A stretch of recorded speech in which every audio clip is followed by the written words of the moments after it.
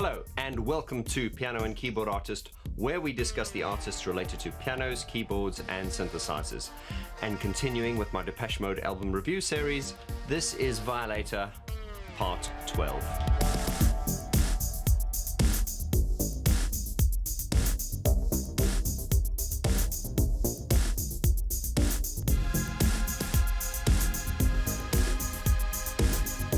Welcome once again to the most in-depth Depeche Mode album review series ever conducted by an independent YouTuber. This in-depth series covers Depeche Mode's albums in chronological order in more detail than I've ever seen before, covering the songs, everything from the song structures, the chords, the arrangements, the lyrics, the vocals, the original sounds, the multitrack stems, including interviews with producers, mix engineers and mastering engineers all involved with the production of these albums. So if you're a Depeche Mode fan and you've just found your way to this channel, I've got one question for you. Where the hell have you been? But now that you're here, please hit that subscribe button, and I would like to welcome you with open arms as you join this one-of-a-kind community as we celebrate the music we love. And with all that said, let's jump into today's video, which is part 12, Policy of Truth. So if you've been listening to this on vinyl, you'll know that on side 1 you get to the end. That's the end of Waiting for the Night. You turn the vinyl over, boom, first track, side 2, Enjoy the Silence. And I love the way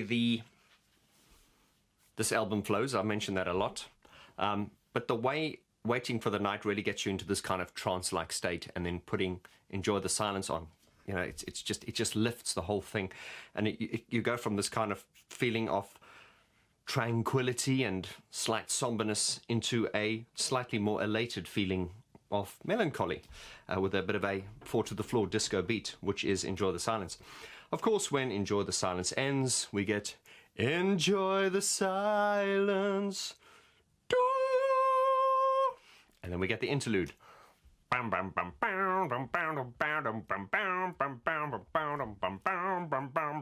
Bring it in, Fletch. Crucified. Yes, that is Fletcher's voice, apparently. I did learn that not too long ago. So Fletch does have a vocal on this album. There have been all kinds of rumors, and you can imagine there are all kinds of rumors. And one of the rumors are that the guitar part that he's played on Crucified is played by Dave Gahan. Now, I don't know where that comes from. I don't think it's true. I'm sure it was Martin that played it. But anyway, that's just one of those things out there. But it must be true because it's on the internet.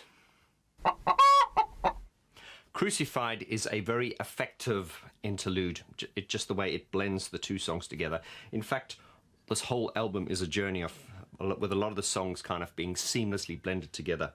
Crucified is simple. It's just on the E minor, starting off like this.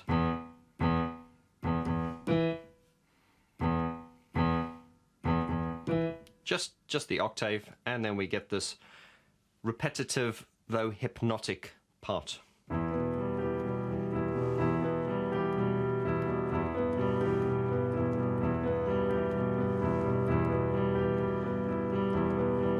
Go on, Fletch. Crucified.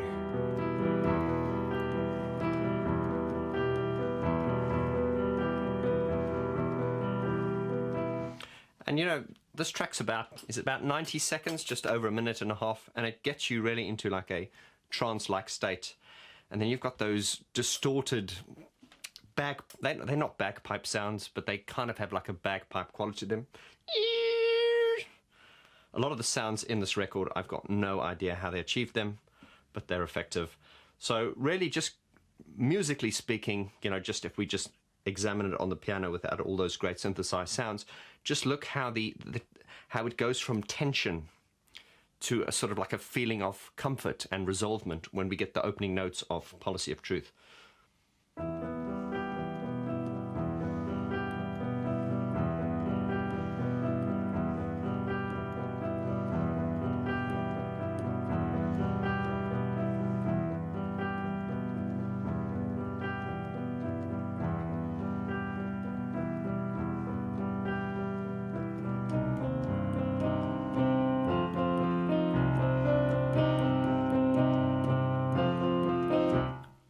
Can you just see how it you go from like trance-like state into that dun, dun, dun, dun, dun, dun, dun, and it's funky and it's groovy, a little bit jazzy.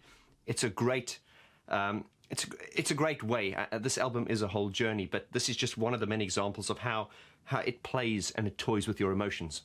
Now let's analyze the song, the sort of chord structure and the sort of the skeleton, the framework of Policy of Truth, just on the piano, so we're not distracted by any synthesized sounds. And then afterwards, I will play you some of the original sounds from the Emacs here. Starting, it just moves from a C to an F, from a C to an F. The chord movements on this song, I would say, are very stern. And what do I mean by stern? They're very serious.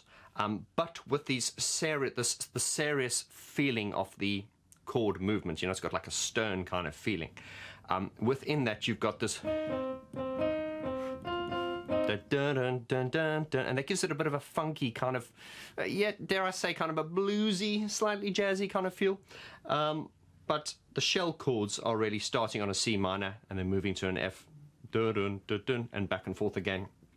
Chord-wise, it's very simple, but the chords are very, very effective, and there are agorisms in this track. Remember, agorism is a phrase I've coined, and what I mean by that is it's a layman's term. It's not a musical term. It's just a layman's term for, in every sequence of Martin's melodies, there's always a note somewhere that comes in and kind of catches you off guard, and I call that agorism.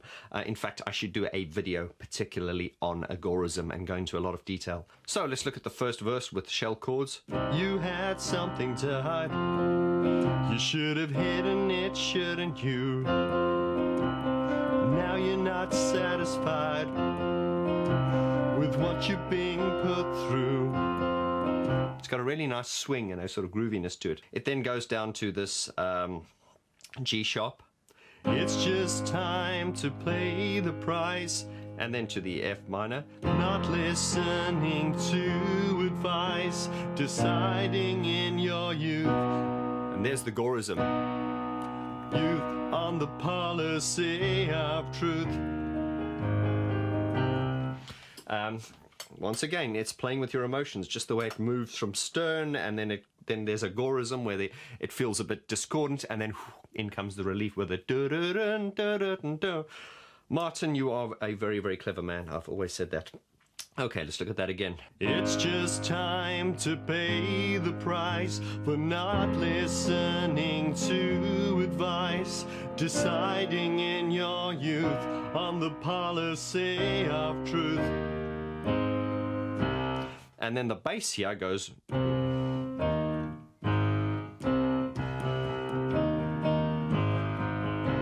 Obviously, the way it's programmed, there would be a different syncopation or rhythm. Doom, doom, doom, doom, doom. I'm just sketching it here on the piano, and that's.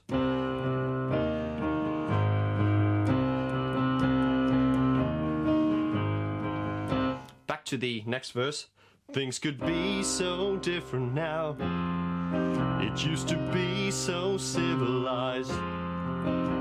You will always wonder how it could have been if you'd only lied. Back to the bridge again. It's too late to change events. It's time to face the consequence. The delivering the proof in the policy of truth. Bum, bum, bum, bum. And then we get variation. Never again is what you swore the time before. Never again is what you swore the time before.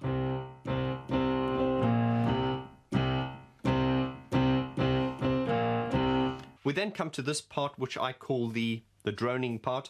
This is kind of like, I suppose, song structure wise, this is what you'd probably call the middle eighth, although conventional song structure approach is not really relevant to Depeche Mode's music, because Martin's on a complete tangent, or he's on his own trip when it comes to, you know, the way he structures songs. But I suppose you could argue this is a middle eighth.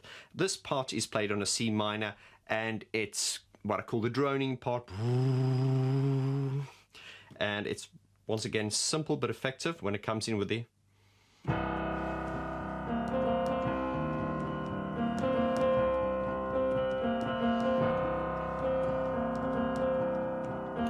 Now you're standing there tongue-tied. You should have learned your lesson well. Hide what you have to hide, and tell what you have to tell. And now it resolves back to the bridge part again. You'll see your problems multiply if you continually decide to faithfully pursue, there's the chorus again, the policy of truth.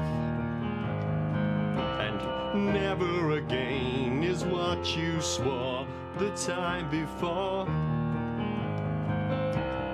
Never again is what you swore the time before.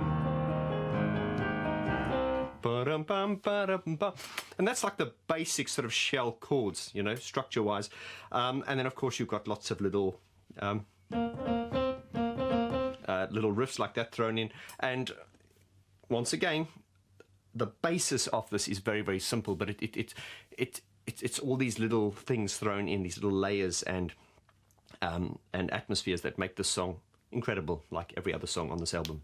Right, let's analyze the vocals now. So Dave sings this in his typical dark baritone. You had something to hide, but there's a bit of a groove. Listen to the way he goes. You had something to hide. There's a bit of lightness on it. It's not you had something to hide. It's not direct. It's more you had something to hide. Na, na, na, na, na, na. It's kind of jazzy and bluesy, and he kind of really swings around the note, which is really, really pleasing. But it's still direct and confident. So it's you had something to hide. You should have hidden it, shouldn't you? And should have hidden it, shouldn't you? Da na na na na na na na. It's very, you know, it's bendy and a bit jazzy and a bit groovy. Now you're not satisfied with what you're being put through. The lyrics of this song, as I've mentioned in a previous video, is similar to Get the Balance Right. It's all about that. You know, be a good person, get the balance right, compromise, sometimes lie. And I could relate a lot to this song as a good guy, growing up and always trying to do the right thing. And then sometimes you realize that being a good guy and doing the right thing and always being honest sometimes means you get fucked over. And this song basically, never again is what you swore the time before, would mean that you're an honest person, you've been honest, and it's bit you in the arse. Another situation arises, you're honest again, you get bitten in the arse, and it's like, never again. So this song is very, very grown up, and it makes you think. It's the dilemma in life. It's being a good person, compromise, sometimes lie, do what you need to do. The policy of truth will essentially get you into a lot of trouble. Martin's vocals on this song, he basically just sings a third up on Dave, you know, as a harmony, and then of course when it gets to the chorus, in the policy of truth, Martin just sings a straight octave, which is 12 notes above Dave, just to give it that iconic gorgon sound. Martin's voice can be heard the first time on the bridge, and he sings above Dave when Dave does this part. It's just time to pay the price for not listening to advice, deciding in your youth on the policy of truth. That's Dave's part in that register. Martin then comes a third higher, and he goes, it's just time to pay the price for not listening to advice, deciding in your youth. And then he goes to, on the policy of truth. So he goes from a third and then jumps straight to the octave. Once again, it's just time to pay the price for not listening to advice, deciding in your youth on the policy of truth.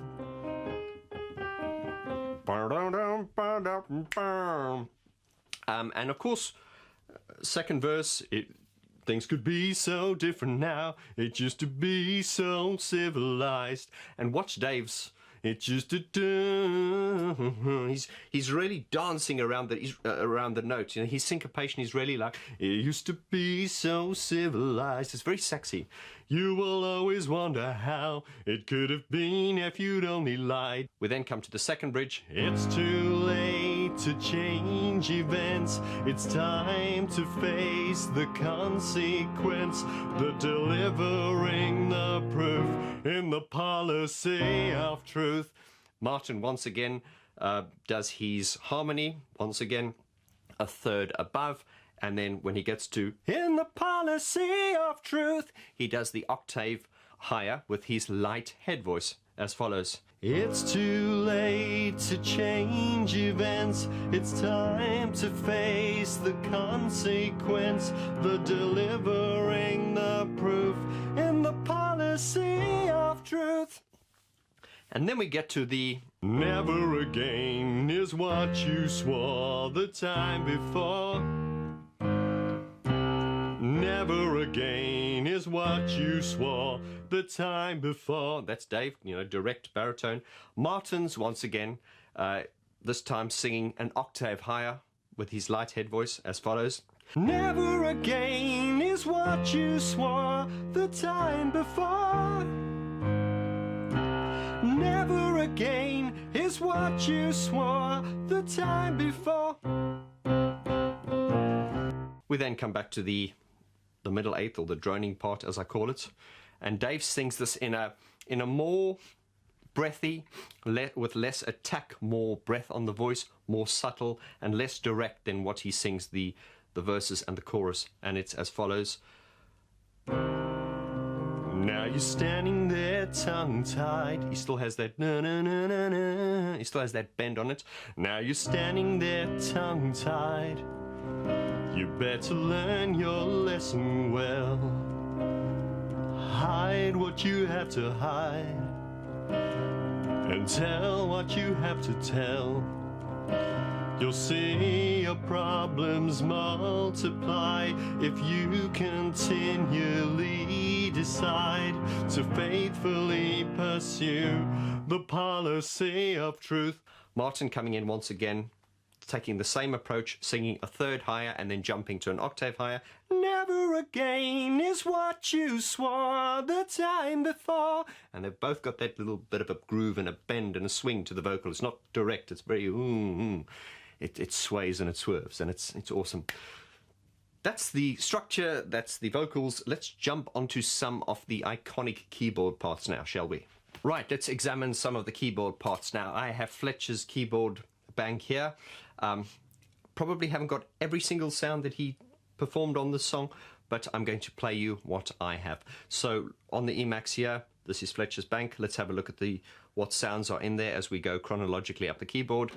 Nothing there. Oh. This is the droning sound, which I'll demonstrate to you in a moment. Nothing here. There's something. Nothing there. There's the sound. And that's it, really. Nothing there, really. Okay, so what is this? That is when we get to the chorus. In the policy of truth.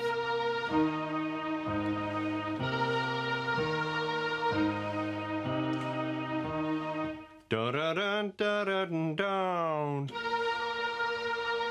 So it's just da-na-na. Not difficult to play, but once again, because it's simple, it's difficult. Because if you hit the wrong note, it's wrong. Because it has to be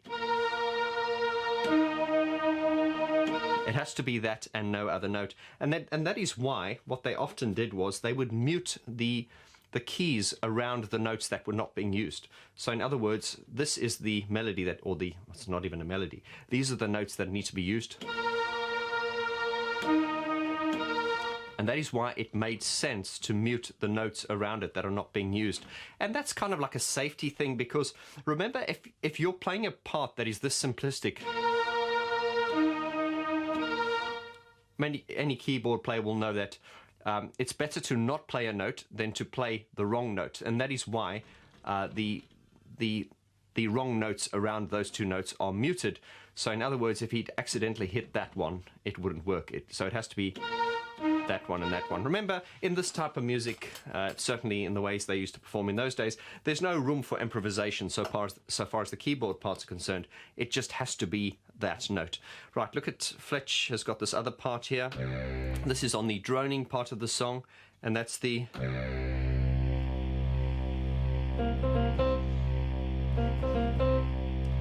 Now you're standing there tongue-tied. You'd better learn your lesson well. Hide what you have to hide, and tell what you have to tell. You'll see your problems multiply if you continually decide to faithfully pursue the policy of truth.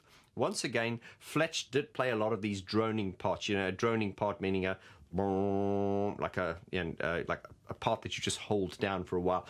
He did that on Stripped as well, which was, and there's a lot of examples, Black Celebration and all that. But these are fundamentally Fletcher's parts for Policy of Truth. Right, let's check out Martin's bank. Right, Martin, let's see what you've got on your keyboard bank. Nothing there. Ah, there we go. There we go. And there's the riff.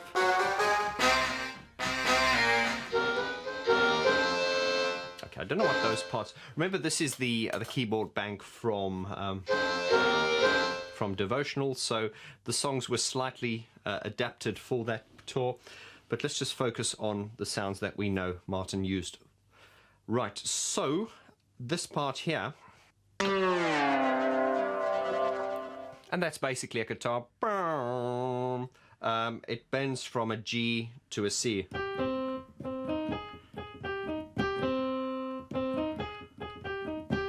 And of course you can't bend notes on a piano.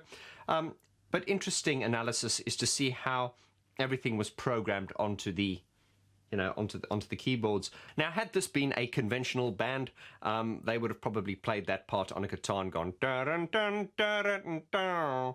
But of course, this is Depeche Mode, and there's nothing conventional about them, so they just programmed it onto the keyboard, and it's triggered by Martin. So let's look at the iconic part, which is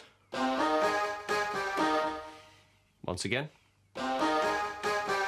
Now, watch Martin on sort of recent live performances, or any live performances you can see.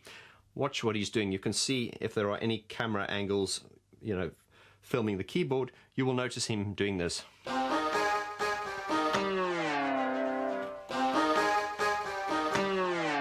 And he kind of does this thing. I've seen him, he goes, kind of pulls this hand away. What's interesting though, if you look at this part, watch this. These are the notes he plays. And then here's the...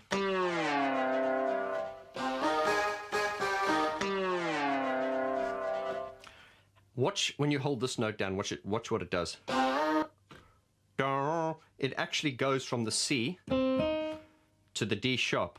So it's got that bend programmed into this one note. Watch this. You see? So, the way I suppose it's meant to be played is like this. You see? You hold down the C and you get that bend from the C to the D sharp, but just by holding down the C.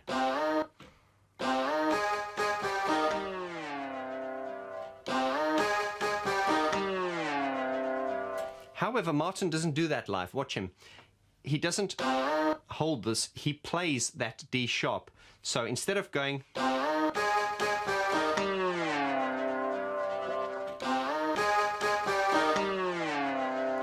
he actually plays this note, so Martin does it this way.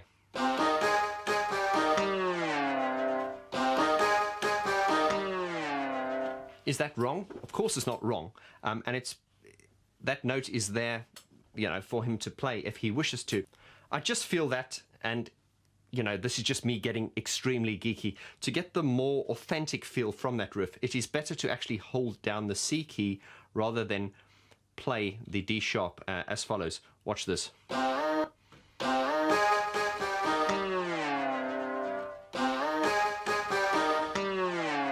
You see, by holding this, you get that. Now, why does Martin choose to play this instead of holding this down? Once again, this is how I prefer it.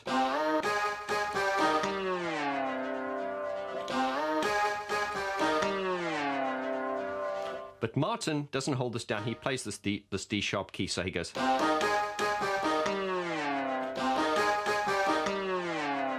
And I think the reason he does that, and I'm just speculating now because I'm not Martin, I just think that although it doesn't sound quite as good as holding the C key down, I think it's easier to do because it's just a bit more pronounced. And remember, when you're playing huge venues like they do night after night, it is better to take a less risky approach, because once again, when you're playing a melody that is as simplistic as, it's a very simplistic melody, but because it's simplistic, you need to hit the right note. And I just feel that it is probably easier to play it the way Martin plays it.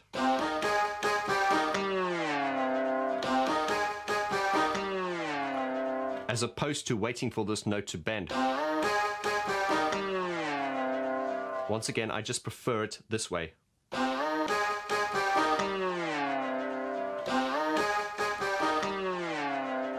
But Martin plays it this way by hitting the D sharp key.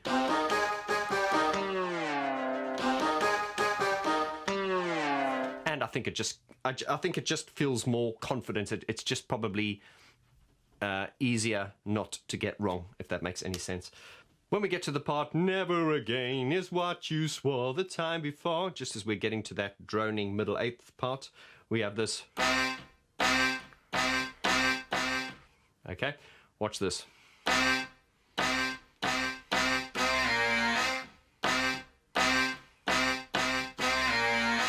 Now watch Martin on any live performances. When it gets to that part, you will see his hand is at this position in the keyboard, and you'll see him kind of hammering like this. It's.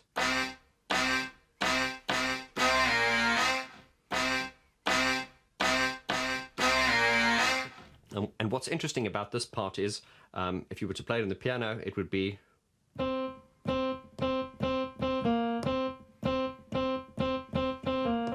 But once again, they've got all the effects and the bend and everything programmed onto the key. So here's the first part, and the second part is. So it's got that bend programmed on this A sharp note here. So it's.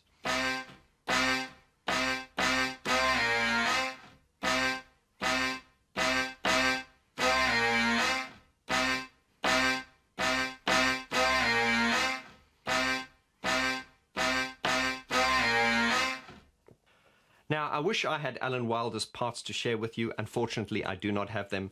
But if I ever get my hands on them, I promise I will do a video about them if I ever get my hands on them. For now, if you're watching this video on YouTube, we're going to jump into the piano improvisation. But if you're watching it on Patreon, we're first going to do the full multi-track stem analysis and then come on to the piano improvisation. Right, and sticking with tradition, let's do the piano improvisation. Once again, I like to do this because it helps you to hear the song in a different way by stripping away all the glorious electronic sounds that we're so used to. Just playing it on the piano helps to illustrate the simplicity and, you know, the hidden simplicity and the beauty of the song. Once again, I'm not reading this, I'm just playing it on the fly, improvising it, and just flowing as I go along.